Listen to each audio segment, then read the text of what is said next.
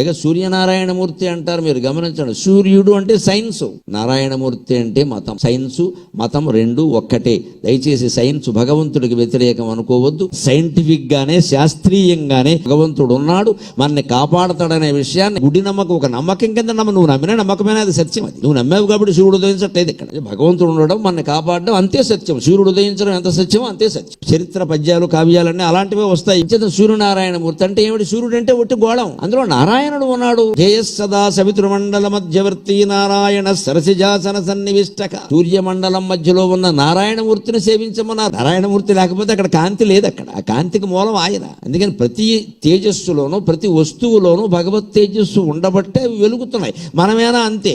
సూర్యుల్లో ఏది ఉందో మనలోనూ అదే ఉంది. వేదం చెప్పిన మాట సయశ్చాయం పురుషే యశ్చాసావాదిత్యే. ఈ జీవుల్లో ఏది ఉందో అదే ఆదిత్యుల్లో కూడా ఉందయ్యా.